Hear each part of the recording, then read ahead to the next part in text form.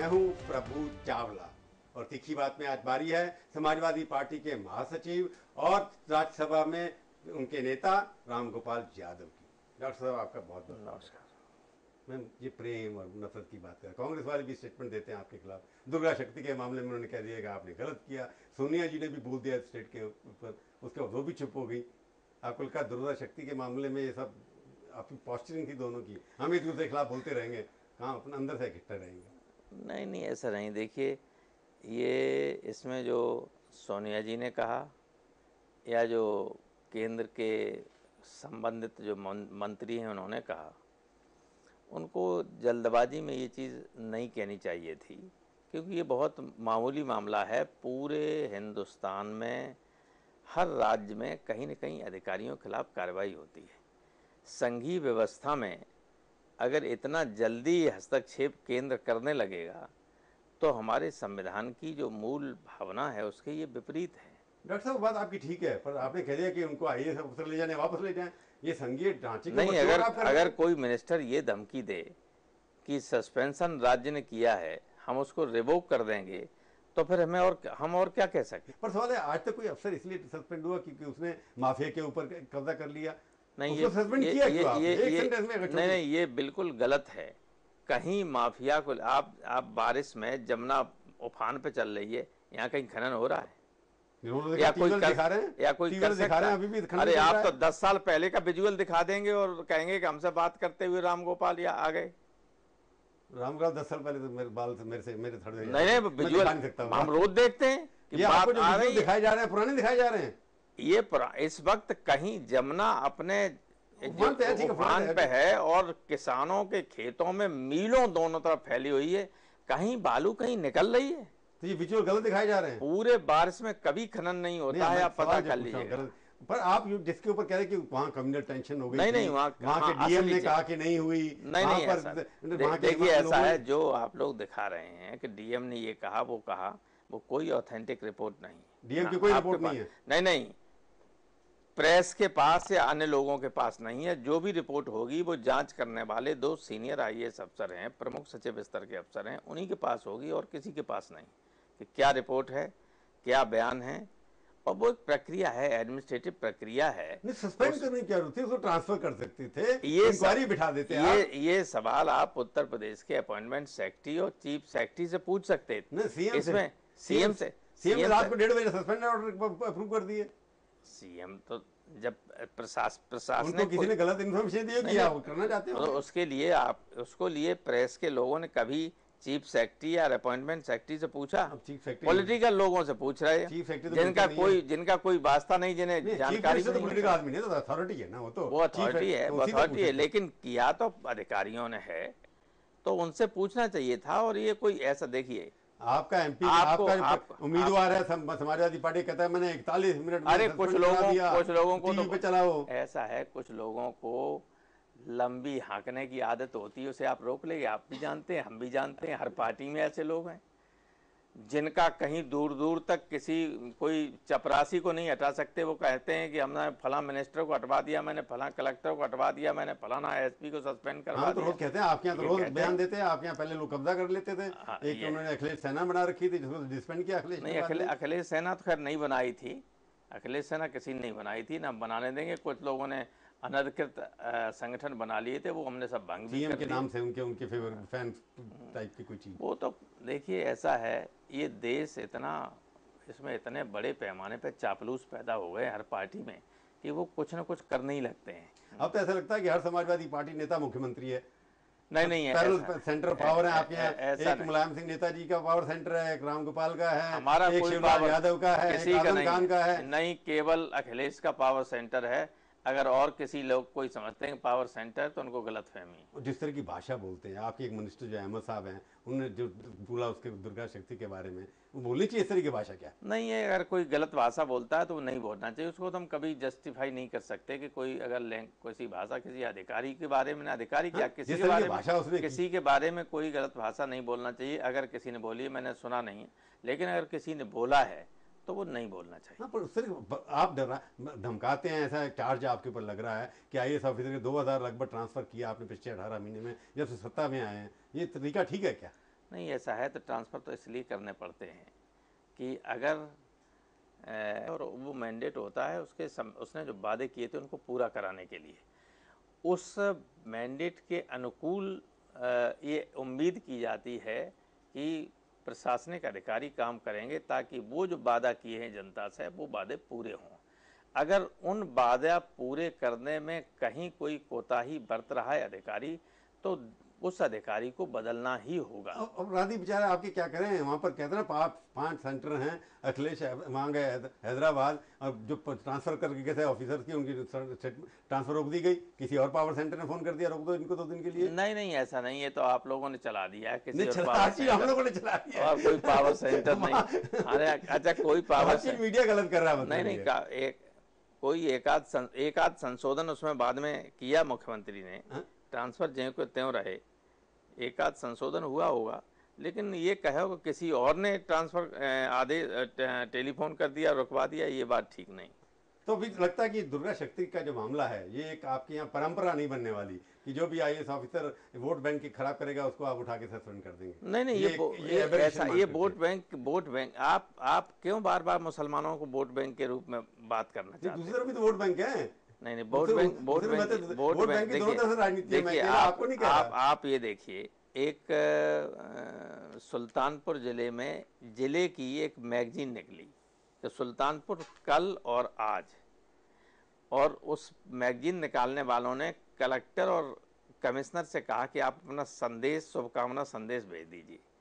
तो कमिश्नर ने और डीएम ने, कमिश्नर फैजाबाद और डीएम सुल्तानपुर ने उसके लिए मैगजीन के लिए शुभकामना संदेश भेजा।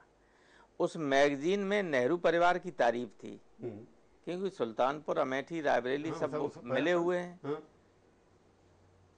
तो मायावती जी ने उन कमिश्नर और डीएम को सिर्फ इसी बात पे सस्पेंड कर दिया कि तुमने संदेश क्यों भेजा। ये कोई अपराध था? कभी कहीं कोई बात नहीं चली। शपथ लेने के बाद सीधे वो गई अंबेडकर पार्क में और बीसी एलडीए और संस्थागत वित्त सचिव सतीश अग्रवाल, जिनका कोई मतलब उससे नहीं था, ये कह के सस्पेंड कर दिया। वहां पहुंचते ही सीधे 5 मिनट के अंदर, कोई जांच नहीं, कोई चीज नहीं कि आपने रख रखाव ठीक नहीं रखा। मैं ये कहना चाहता हूं, मैं आप पे आरोप लगा रहा हूं कि इतने बड़े पैमाने पर लोगों के निलंबन हुए, 35 आईपीएस अफसर ट्रांसफर हुए, 12 आईएएस अफसर ट्रांसफर हुए एक बार में ही, और 13वें ने आत्महत्या कर ली और सारी दुनिया जानती है जेल में जा रहे हैं और उन्हीं की वजह से कभी किसी ने कुछ नहीं कहा था। उसको पढ़ते, आप अखबार पढ़ते? अरे अखबार नहीं, और सुनिए, और एक अखबार वालों के तो परिवार वालों को एक कानपुर के एसएसपी ने न केवल अपमानित किया बल्कि मारा पीटा तक, लेकिन उस अखबार ने, जो देश का बड़ा अखबार है, एक लाइन कहीं खिलाफ नहीं लिखी, एसपी तक के खिलाफ। पर आपका कंपटीशन रहा मायावती के साथ? हम कंपटीशन कर ही नहीं रहे। वो उन्होंने गलत काम किया, वो गलत, और मैंने भी गलत काम किया। नहीं वो हमने भी अफसरों को कोई गलत काम नहीं किया, किसी तरह का गलत काम नहीं किया। कोई किसी को कोई बदले की भावना नहीं। इससे क्या नई आईएएस अफसर है, इससे क्या शिकायत हो सकती? दुर्गा शक्ति का मामले में आप उसकी सस्पेंशन विड्रॉ करेंगे कि नहीं करेंगे? एक्सप्लेनेशन उसकी जो देखिए, अगर उनका एक्सप्लेनेशन संतोषजनक होगा तो निश्चित रूप से अधिकारी लोग जो जांच कर रहे हैं, कोई दुर्गा शक्ति नागपाल या कोई भी आईएएस अफसर, वो पूरी सरकार के फैमिली का एक अंग होता है। उसके बिना कोई दुश्मन नहीं होता है, कोई दुश्मन नहीं होता है, न कोई एनिमिटी है, न कोई नाराजगी है। लेकिन कहीं अगर कोई गलती हुई है किसी से तो उसका एक्सप्लेनेशन संतोषजनक होगा। तो मुझे उम्मीद है कि जो जांच कर रहे हैं लोग वो उसको न्याय दिलाएंगे, वो उसके साथ कोई अन्याय नहीं करेंगे। आपने तो पूरे आईएएस के ऊपर आक्रमण कर दिया ना, ले ये उठा करके यहाँ। नहीं वो तो इसलिए कि मंत्री का बयान इस तरह का था। कभी नफरत, कभी प्यार, ये कांग्रेस से इस तरह की आपकी जो दोस्ती है ना, नफरत और प्यार की, इसके पीछे क्या है मैं पूछूंगा आपसे एक ब्रेक के बाद।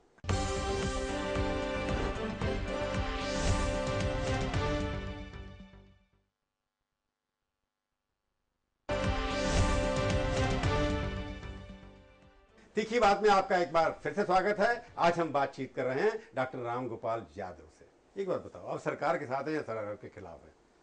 कोई फैसला आपकी जो है ना अस्तित्व, आपकी आइडेंटिटी बड़ी कंफ्यूज है। कन्फ्यूजन नहीं रहना चाहिए। पहले दिन से ही हम लोगों ने ये कहा कि हम सरकार का बाहर से समर्थन कर रहे हैं, लेकिन जिन मुद्दों को हम ये महसूस करेंगे कि ये जनहित में नहीं है, उनका विरोध करेंगे। वो आज भी कर रहे हैं। आप कह रहे हैं कि सरकार के हम बाहर से समर्थन कर देखिए, रहे हैं, सबसे कर क्यों रहे हैं अभी तक नहीं समझ में आया है। ये तो सारा देश जानता है कि हम क्यों समर्थन कर रहे हैं। नहीं, हम नहीं चाहते कि इस देश में सांप्रदायिक शक्तियां सत्ता में आए। समझ कैसे आ सकती हैं? किस, आप भारतीय जनता पार्टी की बात कर रहे हैं ना? सांप्रदायिक 116 एमपी हैं, दिल चुन के, वो भी बचेंगे कि नहीं बचेंगे? चुनाव के बाद देश की जनता क्या मूड बनाती है, इसको कौन जानता है? नहीं, अभी तो गिरने की बात तो अभी है। आपकी सरकार जो आज काम कर रही है, वो ऐसा लगता है कि इतने अच्छे काम हैं कि समाजवादी पार्टी समझती है कि ये सरकार बन ही रहे, चाहे वो पाकिस्तान के लोग, हमारी आर्मी के लोग, उनकी आर्मी के आकर के हमारे को मार दे। उसमें भी सबसे पहले हमारे लोगों ने विरोध किया। नहीं, लोकसभा हो या राज्यसभा हो, आज भी कल भी विरोध किया और मामला उठाया, और लोगों ने नहीं, नेता मुलायम सिंह यादव जी बहुत ही डिफेंस का जब मामला आता है सबसे पहले खड़े होते हैं। तो उसके बाद भी क्या हम विड्रॉ नहीं करेंगे सपोर्ट, क्योंकि कम्युनल ताकत मजबूत हो जाएंगी। देश के ऊपर, बॉर्डर के ऊपर लोग मरते चले जा रहे हैं, और फिर भी उसके बावजूद भी आप एक स्टेटमेंट देते हैं, हल्ला कर देते हैं, उसके बाद फिर उनके साथ खाना इकट्ठा बात खाते हैं। नहीं, तो हम ये नहीं चाहते कि देश के अंदर भी लोग मरें। क्या मतलब सरकार गिर जाएगी तो लोग मर जाएंगे? नहीं, आपने देखा नहीं गुजरात में क्या हुआ?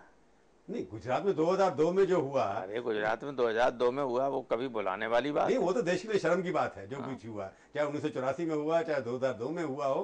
पर अब जो सरकार गिर जाएगी, उससे तो लेके अगर सरकार गिर जाएगी तो कम्युनल तो नहीं ना, ये तो वीकनेस। मैं आपसे सवाल यही पूछ रहा हूँ ना कि सरकार को जो पाकिस्तान के जो किया सरकार ने, आपने उसकी बहुत निंदा की, आप लगता है कि सरकार ने ठीक किया जो भी किया? नहीं, सरकार ने बिल्कुल गलत किया। सरकार को इतना कमजोरी दिखानी ही नहीं चाहिए। हम लोग लगातार मांग कर रहे हैं कि चाइना हो चाहे पाकिस्तान, ये दोनों ही ऐसी हरकतें कर रहे हैं जिन पर हमारी सरकार की जो कार्रवाई है वो देश की प्रतिष्ठा को धूल में मिलाने वाली है। जहाँ घटना हुई थी पुंछ इलाके में, वहाँ जम्मू के जो हेड थे आर्मी के, कमांडर थे, सीओ थे, वहाँ से उन्होंने जो प्रेस रिलीज जारी की, उसमें कहा कि टेररिस्ट और पाकिस्तान के आर्मी के लोगों ने हमला किया। हाँ, और उसके बाद डिफेंस मिनिस्टर का बयान सुओ मोटो आया, उसमें उसकी ड्रेस में, पाकिस्तानी ड्रेस में, फौज की ड्रेस में बताया, और बाद में रात में आर्मी को अपना बयान बदलना पड़ा, रिग्रेट करना पड़ा दोबारा। तो ये बहुत अजीब स्थिति है। कभी ऐसा तो इन्होंने फौज को डिमोरलाइज किया ना एंटनी की स्टेटमेंट। ये इन्होंने केवल फौज को ही डिमोरलाइज नहीं किया, पूरे देश की जनता को भी डिमोरलाइज किया। नहीं, कई बार ये लगता नहीं, मुलायम सिंह जो हैं एक बार जब भी आती है स्थिति विरोध जरूर करते हैं, और डिफेंस के मामले में तो सब डटे हुए हैं, उनका कोई कंप्रोमाइज नहीं करते हो नेताजी। कई साल से देख रहा मैं उनको। लेकिन इन सारे मुद्दों पे आप देख रहे होंगे कि अंततः कांग्रेस और बीजेपी सब एक हो जाते हैं। तो आपको लगता है इसमें क्या इकट्ठे हो गए क्या दोनों में? आर्थिक नीतियों में दोनों बराबर हैं? ये जब क्रिटिकल पीरियड आता है तो ये अंदर जाके बैठ के दोनों समझौता कर आते हैं और बिल पास करवा लेते हैं। पर लोगों का ये है कि मुलायम सिंह जी भी कई बार जाकर समझौता रात में कर लेते हैं। नहीं, कभी समझौता नहीं किया रात में। प्रेसिडेंट के इलेक्शन में किया ना, हम रात में प्रेसिडेंट के इलेक्शन में रात में गए थे, बदल दिया उसके बाद। नहीं, खुद मेरे को कहा उन्होंने कि मैं मिलने गया था, मेरे को बदल दिया उसके बाद। नहीं, वो तो ऐसा था कि प्रणब दा के नाम पे हम लोगों का कभी एतराज नहीं था। पर एक बात बताइए, ये जो सरकार जिससे चल रही है, आप देश की स्थिति को कैसे आकलते हैं? यूपीए सरकार 2 जो है वो देश के अपेक्षाओं पर खरी उतरी है या जीरो उतरी है? ये इसने देश की स्थिति को हर दृष्टि से, चाहे वो भ्रष्टाचार का मामला हो, चाहे महंगाई का मामला हो, बल्कि अब सबसे ज़्यादा भयावह स्थिति हो गई है आर्थिक। आज मेरे ख्याल से रुपया 62 रुपये डॉलर के मुकाबले 62 रुपये के आसपास पहुंच गया है, और ऐसा अर्थशास्त्रियों का अनुमान है कि अगर डॉलर के मुकाबले रुपये की कीमत 1 रुपये कम होती है तो लगभग 60,000 करोड़ रुपए का नुकसान हो जाता है इंडियन इकोनॉमी को। जी, तो देश तो बर्बाद होने की स्थिति में पहुंच गया। तो आर्थिक नीतियां भी इनकी बहुत गलत हैं जिस तरह की चला रही है। आर्थिक नीतियां खराब हैं, डिफेंस नीति खराब है डिफेंस में तो इन्होंने अपने आप को कमज़ोर साबित कर और दिया। घोटाले हो रहे हैं इतने सारे, घोटाले तो खैर उनकी बिंदी गिन नहीं सकते आप, नहीं गिन सकते नहीं गिन सकते। सवाल ये कि उसके बावजूद इन सारे मुद्दों पे हमने विरोध किया है। नहीं, विरोध तो किया आपने, बोल के विरोध किया, एक्शन में विरोध नहीं किया। सवाल ये कि आपको बार बार मैं पूछ रहा था कि आप जब स्थिति ऐसी आ गई है, ये सक्सेसफुल नहीं है सरकार, आपको लगता है यूपीए 2, और इसके बावजूद भी आप उनसे बातचीत कर रहे हैं, परंतु इसका सोल्यूशन क्या है?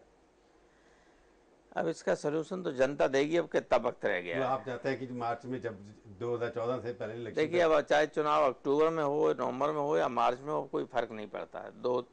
अगर जल्दी होगा तो अक्टूबर नवंबर में हो जाएगा, और लेट में होगा तो मार्च और फरवरी और मार्च में हो जाएगा। क्योंकि वहां पर भी 2-3 महीने का फर्क है। आपने अपने कैंडिडेट अनाउंस कर दिए, हमने तो कैंडिडेट अनाउंस ही नहीं कर दिए, हम पूरी तरह से तैयार हैं। पर आप उसे बदलाव कर देते हैं। कभी कहते हैं हम रायबरेली में चुनाव लड़ेंगे, अमेठी में लड़ेंगे, फिर कहेंगे नहीं लड़ेंगे। नहीं, ऐसा मैंने कोई कहा नहीं। अनाउंस भी किया, विड्रॉ किया उसके बाद? नहीं, मैंने कोई अनाउंस नहीं किया।